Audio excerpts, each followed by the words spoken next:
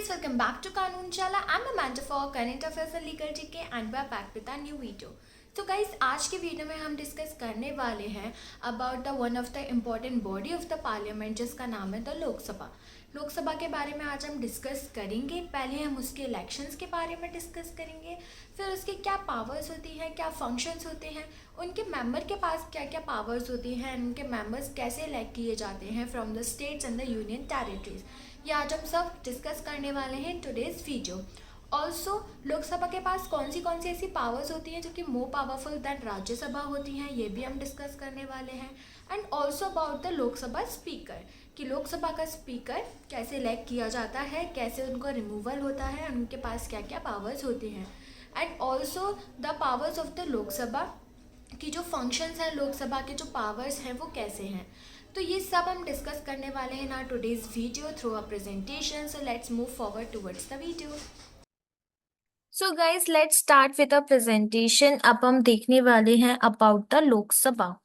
सो हमारी first slide बताती है अबाउट द लोकसभा। लोकसभा को हाउस ऑफ द पीपल भी बोलते हैं। ये लोअर हाउस होता है इंडिया बाइकैमरल पार्लियामेंट का। यहाँ पे बाइकैमरल पार्लियामेंट का मतलब क्या है, मीन्स ऐसा पार्लियामेंट जहाँ पे दो हाउसेस हैं, that is the Lok Sabha and the Rajya Sabha. अगर हम इसके कुछ फैक्ट्स की बात करें तो अगर देखा जाए लोकसभा को कब इस्टेब्लिश किया गया था, तो इसको 1952 में इस्टेब्लिश किया गया था under article 81 of the Indian constitution. अगर हम इसके कंपोजिशन की बात करें तो इसमें 543 इलेक्टेड मेंबर्स होते हैं, that is a member of the parliament. अगर हम इसके टर्म की बात करें तो इसका टर्म होता है 5 इयर्स। 5 इयर्स के बाद इसको डिसॉल्व कर दिया जाता है, फिर एक नई लोकसभा का फॉर्मेशन होता है। अगर इसकी एलिजिबिलिटी की बात करें तो जो भी मेंबर ऑफ द पार्लियामेंट होता है, दैट इज अ एमपी, जो कि लोकसभा का मेंबर बनने वाला होता है, उसके लिए क्या क्या एलिजिबिलिटी होती है। तो पहली कंडीशन ये है कि जो भी पर्सन है, जो मेंबर ऑफ पार्लियामेंट बनने वाला है, उसको इंडियन सिटीजन होना चाहिए है। दूसरा है वो 25 इयर्स या उससे ज्यादा का होना चाहिए, एंड वो एक रजिस्टर्ड वोटर होना चाहिए। तब जाके उसकी एलिजिबिलिटी कंप्लीट होगी to be the member of the Lok Sabha. अगर हम लोकसभा के इलेक्शन के बारे में बात करें तो जितने भी एमपीज होते हैं, that is the member of parliament, वो अपॉइंट करे जाते हैं from the state and as well as the union territories, या फिर किसी पर्टिकुलर एक्सपर्टाइज फील्ड से। अब इसमें जो भी इलेक्शंस होते हैं वो आफ्टर एवरी 5 इयर्स होते हैं। जैसा कि हमने देखा कि after every 5 year new Lok Sabha form होती है। एंड कॉन्स्टिट्यूशन ने अडॉप्ट कर रखा है यूनिवर्सल एरल फ्रेंचाइज, कि जितने भी लोग of age 18 years and above हैं उन सबको वोटिंग राइट है। एंड ऑल्सो जितना भी वोटिंग होगा वो विदाउट एनी डिस्क्रिमिनेशन होगा। एंड स्टेट असेंबली के इलेक्शंस होंगे। फिर उसके बाद अगर हम बात करें representation of states in Lok Sabha, Lok Sabha का रिप्रेजेंटेशन इन स्टेट कैसे होता है, तो जितने भी मेंबर्स हैं वो डायरेक्टली इलेक्ट किए जाते हैं बाय द पीपल, उनके टेरिटोरियल कॉन्स्टिट्युएंसीज के पर्टिकुलर डिजायर्ड स्टेट की। ठीक है। अगर हम उसके इलेक्शन मेथड की बात करें, मीन्स क्या प्रिंसिपल यूज किया जाता है, तो वो हमने अभी देखा था यूनिवर्सल एरल फ्रेंचाइज, के जितने भी लोग 18 इयर्स एंड 18 इयर्स के अबव है उनको वोट का राइटिंग मिलना चाहिए है। अगर हम बात करें ये जो वोटिंग राइट था, ये पहले 21 ईयर के लिए एप्लीकेबल था, कि जितने भी लोग 21 ईयर एंड अबव इट हैं उनको ही वोटिंग राइट मिलेगा। लेकिन 61st constitutional amendment act of 1988 में इसको रिड्यूस कर दिया गया था एंड इसको रख दिया गया था 18 इयर्स एंड अबव। अगर हम इसके एलिजिबिलिटी टू वोट देखें तो वो सेम ही है, कि कोई भी इंडियन सिटीजन जो 18 इयर्स है उससे ज्यादा का है उसको राइट टू वोट है। अगर हम रिप्रेजेंटेशन देखें of the union territories in Lok Sabha, तो जैसा कि हमने स्टेट में देखा था कि लेजिस्लेटिव असेंबलीज जो हमारी होती हैं, मीन्स टेरिटोरियल कॉन्स्टिट्यूएंसीज जो होती हैं वहाँ स्टेट्स की, वहाँ से पर्टिकुलर एरिया से इलेक्ट किए जाते हैं, इनको फिर बनाया जाता है। ऐसे ही पार्लियामेंट ड्यूटीज में क्या करा जाता है, कि पार्लियामेंट के पास ये पावर होती है, वो किसी भी मैनर में यूनियन टेरिटरीज में लोकसभा इलेक्शंस कंडक्ट कर सकती है। अगर यहाँ पे प्रिंसिपल देखे तो वो ही डायरेक्ट इलेक्शन होता है, जहाँ पे पीपल को, जो भी पर्सन होता है उसको डायरेक्टली इलेक्ट किया जाता है। एंड जो union territory, that is direct election to the house of the people act 1965, ये जो इनेक्ट हुआ था, इसके बाद से जो मेंबर्स हैं उनको डायरेक्टली इलेक्ट किया जाता था from the union territories for the Lok Sabha election. अब अगर हम नेक्स्ट देखें कुछ फैक्ट्स, इंपॉर्टेंट फैक्ट्स जो कि लोकसभा इलेक्शन से रिलेटेड हैं, इसमें फर्स्ट चीजें भी आ सकती हैं। एंड अगर हम देखें कि फर्स्ट लोकसभा इलेक्शंस कब हुए थे, तो जैसे कि हमने देखा लोकसभा फॉर्म की गई थी 1952 में, तभी से उसके इलेक्शंस कैरी आउट हुए थे। उस टाइम पे 489 सीट्स के लिए इलेक्ट किए गए थे, जिसमें कि कांग्रेस को 364 सीट्स मिली थी आउट ऑफ 489। अगर हम दैट टाइम के प्राइम मिनिस्टर की बात करें तो वो थे हमारे जवाहरलाल नेहरू। 2019 के लोकसभा इलेक्शंस जो हुए थे वो कंट्री के 17 जनरल इलेक्शंस थे। इलेक्शंस के टाइम पे 552 सीट्स थी, जिसमें कि जो हमारे जो जनरल इलेक्शंस हुए थे वो कितने के हुए थे। तो उस टाइम पे जो इलेक्शंस जो हुए थे वो 552 सीट्स के लिए हुए थे, जिसमें बीजेपी ने जीती थी 303 seats out of the 552। Narendra Modi prime minister थे। 1952 की बात करें तो सिर्फ और सिर्फ 22 वुमेन्स को इलेक्ट किया गया था। लेकिन अगर कंपेयर किया जाए 2014 में तो 49 वुमेन्स कैंडिडेट्स को इलेक्ट किया गया था फॉर द लोकसभा इलेक्शंस। फिर उसके बाद elections to Lok Sabha are carried out using a first past the post electoral system. तो एक सिस्टम है जिसके थ्रू लोकसभा के इलेक्शंस कैरी आउट होते हैं। नेक्स्टली हम बात करें कि लोकसभा का स्पीकर कौन होता है, ये कौन सा पर्सन है लोकसभा में जिसको एज अ स्पीकर की अथॉरिटी दी गई है, एंड इसके क्या फंक्शंस होते हैं। तो जो स्पीकर ऑफ द लोकसभा होता है वो among the member of the house he elect किया जाता है। वो हाउस को चेयर करता है एंड उनके एब्सेंस में कोई भी प्रोसीडिंग्स टेक्स प्लेस नहीं होती है विद इन द हाउस। अगर हम बात करें फर्स्ट लोकसभा स्पीकर कौन था, तो वो थे हमारे जीवी मावलंकर, जिनको हम गणेश वासुदेव मावलंकर भी बोलते हैं, जिनका टर्म था 1952 से लेके 1956 तक। इवेंचुअली वो अपने during the term of the office ही डाई हो चुके थे। Next is Ananthasayanam Ayyangar, जिनको as a deputy Lok Sabha speaker elect किया गया था 1952 में, जिन्होंने 1957 तक अपना वर्क कैरी फॉरवर्ड किया था।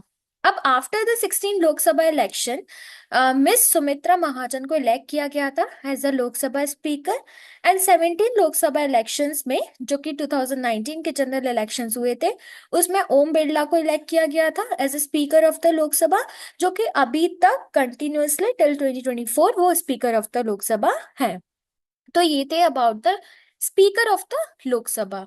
अगर हम इंपॉर्टेंट आर्टिकल्स देखें या रिलेटिंग टू द लोकसभा, तो ये हमारे कुछ इंपॉर्टेंट आर्टिकल्स हैं। जैसे कि हमारा फर्स्ट वन जो कहता है वो बोलता है आर्टिकल 326। आर्टिकल 326 पार्ट 15 क्या बोलता है कि जो इलेक्शंस ऑफ द लोकसभा होते हैं ये किसके बेसिस पे होने चाहिए, एडल्ट सफरेज के बेसिस पे। अब ये एडल्ट सफरेज क्या होता है, बेसिकली एडल्ट सफरेज में कुछ पॉइंट्स होते हैं, जैसे कि जो भी इलेक्शन हो रहा है उसमें 18 ईयर्स एंड 18 प्लस ईयर्स को वोटिंग राइट्स होने चाहिए, दैट इज द हमारा यूनिवर्सल एडल्ट फ्रेंचाइज को लेके। सेकेंडली कि कोई भी डिस्क्रिमिनेशन नहीं होना चाहिए, जो भी है प्रॉपर इलेक्शंस हेल्ड होने चाहिए, तो ये सब आता है एडल्ट सफरेज के अंदर।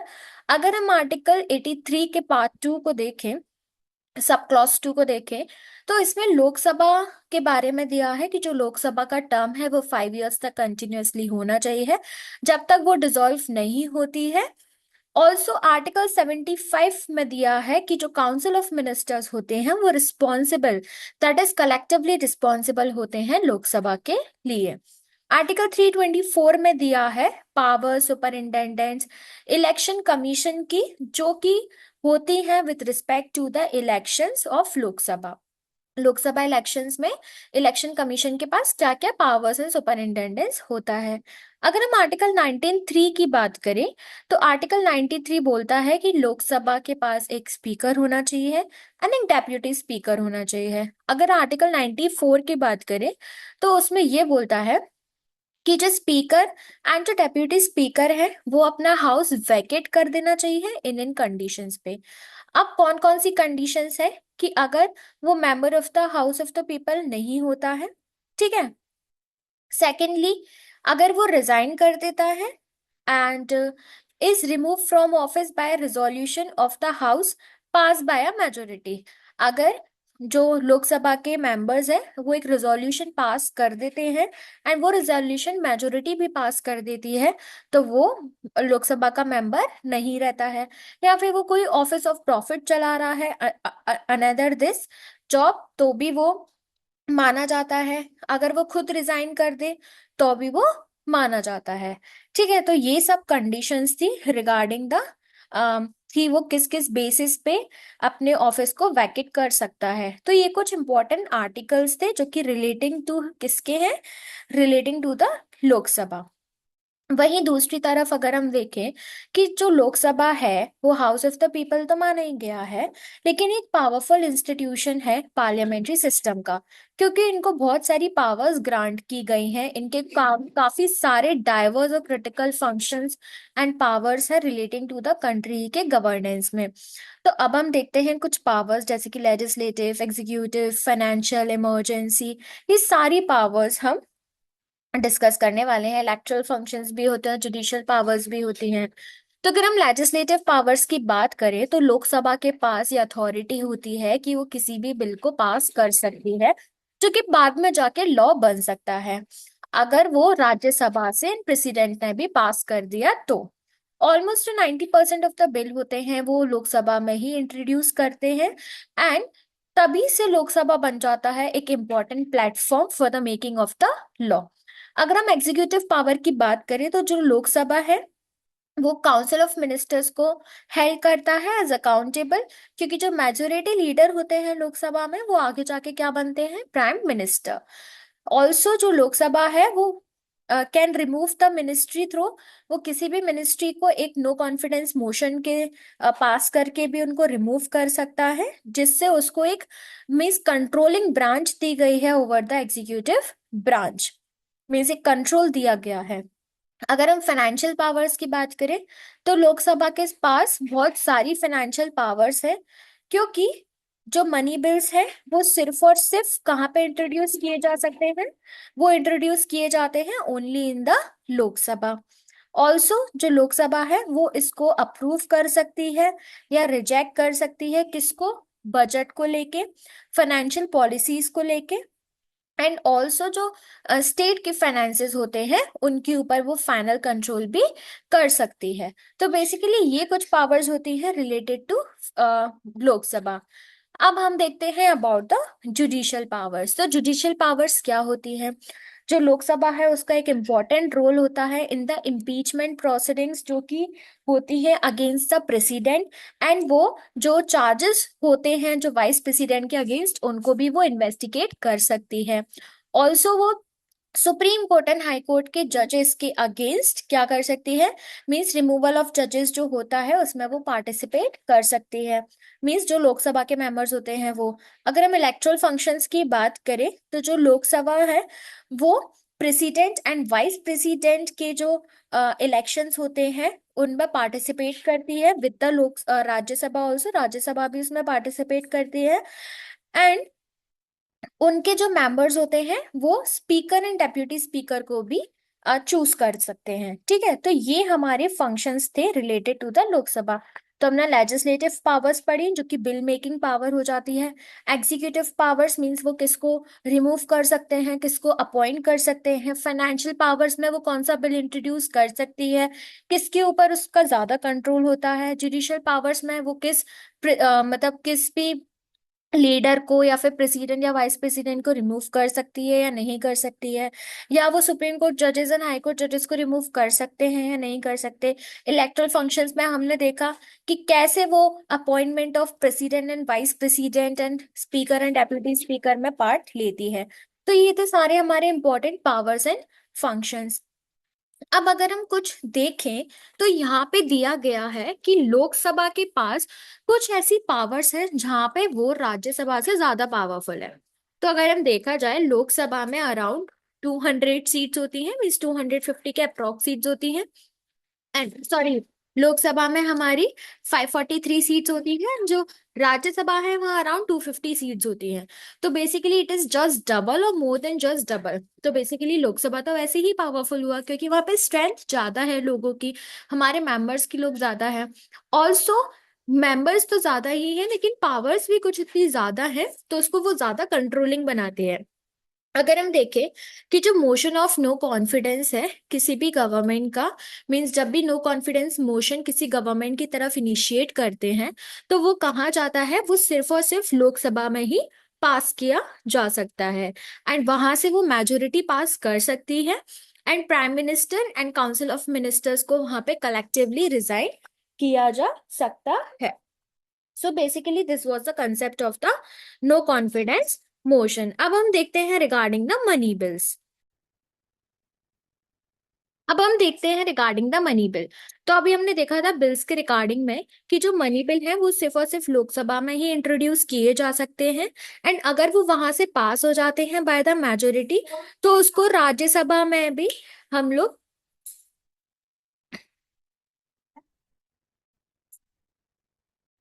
तो हम क्या कर सकते हैं, मनी बिल को भी पास कर सकते हैं by the majority from the Lok Sabha.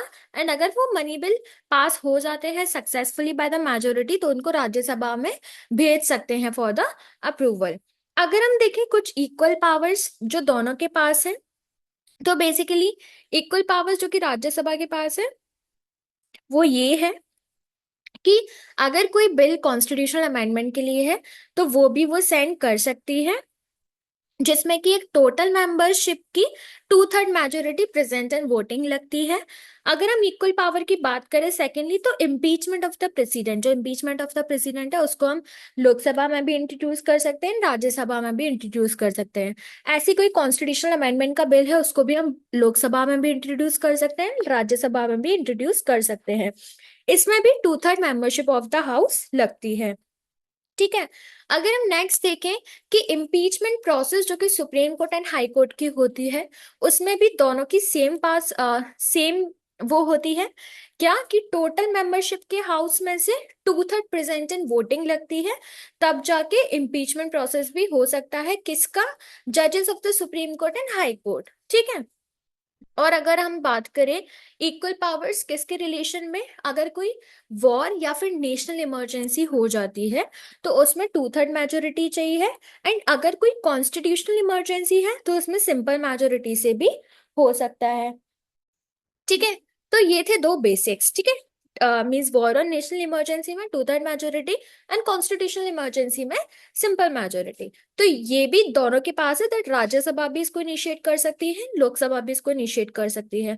अगर हम बात करें लोकसभा के डिसोल्यूशन, तो लोकसभा जो है वो डिसॉल्व हो सकती है बिफोर और after the declaration of an किसकी, नेशनल इमरजेंसी।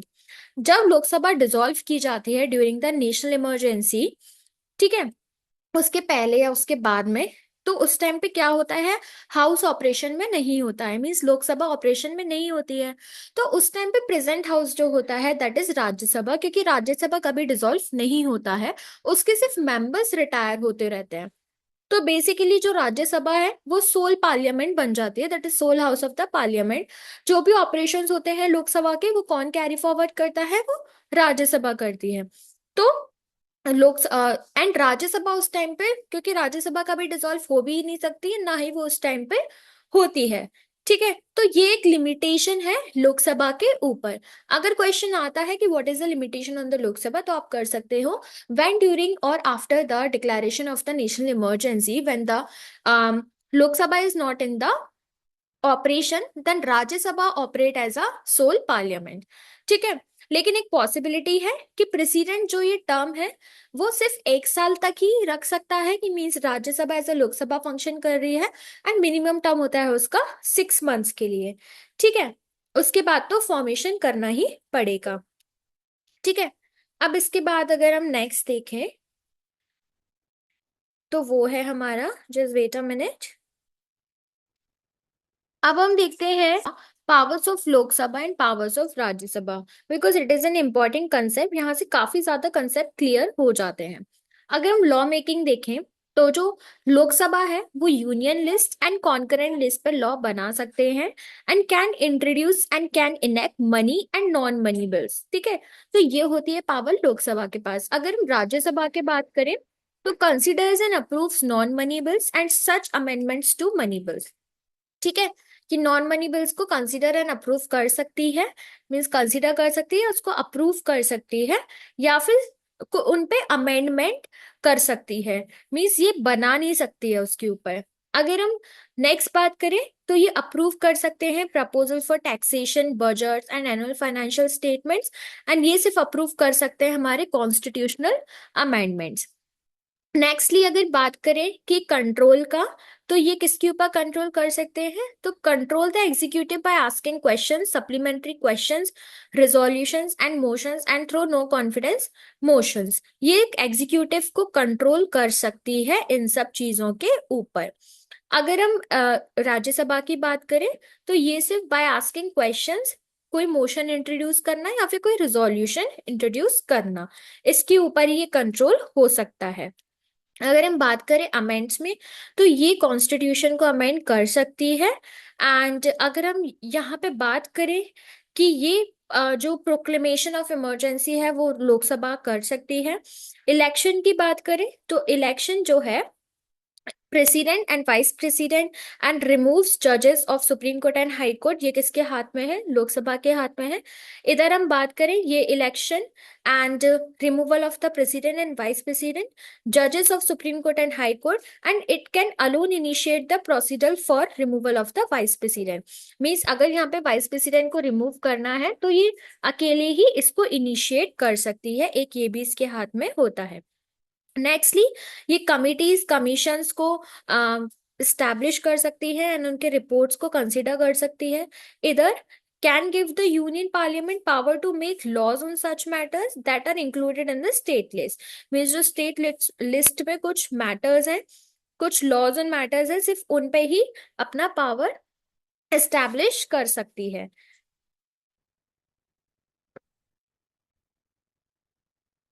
तो अब अगर हम देखें लोकसभा को ज्यादा पावरफुल माना गया है देन द राज्यसभा सारी ही मैटर्स में।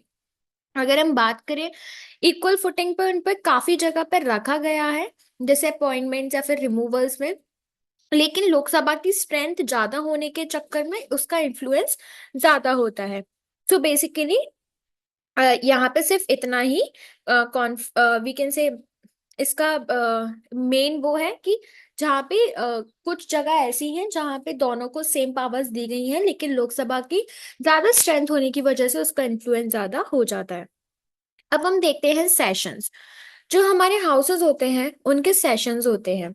बेसिकली सेशन क्या होता है, सेशन वो टाइम पीरियड होता है जहाँ पे हाउस जो है वो अपनी मीटिंग्स को कंडक्ट करता है, अपने बिजनेस को कंडक्ट करता है, एंड उसी को हम बोलते हैं सेशन। अब ये जो कॉन्स्टिट्यूशन होता है ये एम्पावर करता है प्रेसिडेंट को कि वो किसी भी टाइम पे समन कर सकता है ईच हाउस को कुछ इंटरवल्स पे। बेसिकली समन का मतलब होता है कि कॉल अपॉन द मीटिंग, तो वो कभी भी मीटिंग्स बुलवा सकता है किसी भी हाउस की, उनको क्या करने के लिए, मींस कैरी आउट करने को उनके ऑपरेशंस को।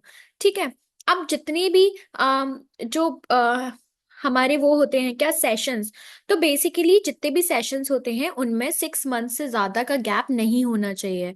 ठीक है, दो सेशंस के बीच में 6 मंथ से ज्यादा का गैप नहीं होना चाहिए है। एंड जो पार्लियामेंट है उसको एटलीस्ट ट्वाइस अ ईयर मिलना चाहिए। अभी सेशंस तो हमने देख लिया क्या है, लेकिन ये कितने टाइप के होते हैं। तो बेसिकली बजट सेशन होता है, मॉनसून सेशन होता है, ना हमारा विंटर सेशन होता है। मॉनसून सेशन में जैसे आपको पता है सीजन्स चेंज होते हैं, ऐसे ही हमारे सेशंस भी चेंज होते हैं। तो बजट सेशन जो होता है वो हमारा चलता है February to May, जिसमें मोस्टली बजट आता है हमारा, उस पर डिस्कशन होता है। अगर हम मॉनसून मतलब सिर्फ बजट ही नहीं आता, मोस्टली बजट आता है and और भी फाइनेंशियल चीजों के बारे में भी डिस्कस किया जाता है। मॉनसून सेशन चलता है हमारा जुलाई टू सितंबर एंड विंटर सेशन चलता है हमारा नवंबर टू मिड दिसंबर। तो बेसिकली ये है हमारा क्या, एक सेशन के बारे में। तो हमने देखा budget session, monsoon session and winter session. तो यहाँ पे भी आप देख सकते हो कि जो बजट है, यहाँ पे इंट्रोडक्शन ऑफ बजट चलता है बाय द फाइनेंस मिनिस्टर। तो प्रेजेंट फाइनेंस मिनिस्टर कौन है हमारी? वो है हमारी निर्मला सीतारमण जी, जो तो कॉन्जिक्यूटिव काफी टर्म के लिए इलेक्ट की गई है। अगर हम बात करें मॉनसून सेशन में क्या करता है, तो यहाँ पे सिर्फ मैटर्स ऑफ पब्लिक इंटरेस्ट पे डिस्कशन किया जाता है। एंड विंटर सेशन में शॉर्टेस्ट सेशन होता है, जो मैटर्स होते हैं ज्यादा इंपॉर्टेंट उन पे इसको डिस्कस किया जाता है। एंड यहाँ पे ये बेसिकली एक टाइम पीरियड है जब भी हाउस की मीटिंग्स कंडक्ट होती हैं। अब अगर हम नेक्स्ट देखें तो वो है हमारा क्वेश्चन आवर। अब ये क्वेश्चन आवर क्या होता है? तो जब भी हाउस अपनी सिटिंग में होता है, जब भी मीटिंग कंडक्ट करता है, तो उसका जो फर्स्ट आवर होता है वो एक क्वेश्चन आवर होता है। अब ये क्वेश्चन आवर में क्या होता है, जितने भी मेंबर ऑफ द पार्लियामेंट होते हैं वो फ्रीली क्वेश्चंस पूछ सकते हैं। उनके पास एक अनफेटर्ड राइट होता है। मतलब ये जो मेंबर्स का अनफेटर्ड राइट होता है कि वो कुछ भी क्वेश्चंस इसमें पूछ सकते हैं, लेकिन वो क्वेश्चंस जो है वो एडमिनिस्ट्रेशन से या गवर्नमेंट पॉलिसी से रिलेटेड होने चाहिए and national and international sphere से रिलेटेड होने चाहिए, उसके इम्पोर्टेंस के होने चाहिए। ठीक है। फिर उसके बाद अगर हम बात करें वैरायटी ऑफ क्वेश्चंस, तो तीन टाइप के क्वेश्चंस पूछे जाते हैं। That is the starred questions, unstarred questions and the short notice questions. जो स्टेट क्वेश्चंस होते हैं वो बेसिकली वो क्वेश्चंस होते हैं जिनको ओरली आंसर देना पड़ता है। अनस्टेट क्वेश्चंस वो होते हैं जब वो पूछे जाते हैं तो उन पे जरूर, मतलब ये कंपलसरी नहीं होता कि उन पे ओरली आंसर दिया जाए, उनको रिटर्न फॉर्म में भी आंसर दे सकते हैं। एंड उन पे आप डबल क्वेश्चनिंग नहीं कर सकते, मीन्स उन्हीं के बाद में आप सब्सटैंटिव क्वेश्चन नहीं कर सकते अपने आंसर पे। ठीक है। शॉर्ट नोटिस क्वेश्चंस वो होते हैं जिनको, जो काफी ज्यादा इंपॉर्टेंट क्वेश्चंस होते हैं, पब्लिक इंपॉर्टेंस के लिए होते हैं, एंड उनका आंसर जो है हाल की हाल ही आना चाहिए। अब मैंने शॉर्ट नोटिस में हाल की हाल ही क्यों बोला, क्योंकि जो स्टेयर्ड एंड अनस्टेयर्ड क्वेश्चंस होते हैं इनके आंसर के लिए for a period of 10 days दिया जाता है कि जब भी नेक्स्ट मीटिंग्स कंडक्ट होंगी तब हम इनको डिस्कस कर सकते हैं। लेकिन जो शॉर्ट नोटिस क्वेश्चंस है, इनमें वो क्वेश्चंस लाए जाते हैं जो कि काफी ज्यादा इंपॉर्टेंट क्वेश्चंस होते हैं जिनका रिजॉल्व होना काफी ज्यादा जरूरी है। सो आई होप आपको एक क्वेश्चंस के बारे में क्लियर हुआ होगा। ठीक है। अब हम देखते हैं जीरो आर क्या होता है। तो बेसिकली अभी हमने देखा था क्वेश्चन आर, जिसमें starred, unstarred and short notice questions पूछे जाते हैं। अब जीरो आर वो आर होता है जो automatically means immediately after the question hour होता है। अब जीरो आर में क्या पूछा जाता है? जीरो आर में वही शॉर्ट नोटिस क्वेश्चंस पूछे जाते हैं जो अभी हम डिस्कस कर रहे थे। ठीक है। With prior notice of the speaker होता है, एंड जो कि इम्पोर्टेंट होते हैं, मीन्स जो इम्पोर्टेंट इश्यूज होते हैं उनको यहाँ पे डिस्कस किया जाता है, जैसे कि इम्पोर्टेंट बिल्स, बजट या जो भी नेशनल इम्पोर्टेंस से रिलेटेड हो वो क्वेश्चंस। तो question hour and zero hour ये काफी ज्यादा इंपॉर्टेंट होते हैं। सो जस्ट एक बार इनको ध्यान से पढ़िएगा। अब अगर हम कुछ करंट फैक्ट्स पढ़ें, तो करंट फैक्ट्स में क्या दिया गया है कि जो हमारे करंट स्पीकर हैं वो हैं ओम बिरला जी, लोकसभा के। एंड और अगर हम बात करें कि इनको इलेक्ट किया गया था भारतीय जनता पार्टी से, एंड ये कोटा कॉन्स्टिट्युएंसी को रिप्रेजेंट कर रहे थे इन राजस्थान सिंस 2014। ये जो स्पीकर हैं ये बोद्दा हाउस की जॉइंट सिटिंग्स कंडक्ट करवाते हैं, एंड ऑल्सो ये एक क्रूशियल रोल प्ले करते हैं in maintaining the discipline, decorum and deciding of the main agendas for the discussion. And ये मैंने बता ही दिया कि ये दोनों हाउस की जॉइंट सिटिंग करवाते हैं ऑफ द पार्लियामेंट। अगर हम बात करें कि ओम बिरला जी जो हैं ये फर्स्ट पर्सन बने हैं इन द 20 years जो कि री इलेक्ट किए गए हैं as an MP to the lower house, means वही Lok Sabha, after serving as a speaker of the Lok Sabha. इसके पहले मीन्स स्पीकर के टेन्योर से पहले ये राजस्थान लेजिस्लेटिव असेंबली के एक मेंबर थे जो कि साउथ कोटा को रिप्रेजेंट कर रहे थे फ्रॉम 2003 टू 2014। एंड करेंटली ये सेकेंड कॉन्जिक्यूटिव टर्म के लिए अपॉइंट किए गए हैं as speaker of the Lok Sabha. First term था इनका 2014 के बाद से मीन्स 2019 तक, एंड फ्रॉम 2019 टू 2024 इनको अभी अपॉइंट करा गया है for the second consecutive term. So this was all about our Lok Sabha. So guys, this was the end of the video. I hope that you would like this video. Before going, just like the video, hit the bell icon, subscribe to the channel, and don't forget to share the video. Also, you can get the PDF of this video on our Telegram channel. The link is given in the description. Also, you can follow us on Instagram and Facebook. The handle of Instagram and Facebook is given in our description box. And also, you can follow us there for the daily updates. Thanks for watching the video.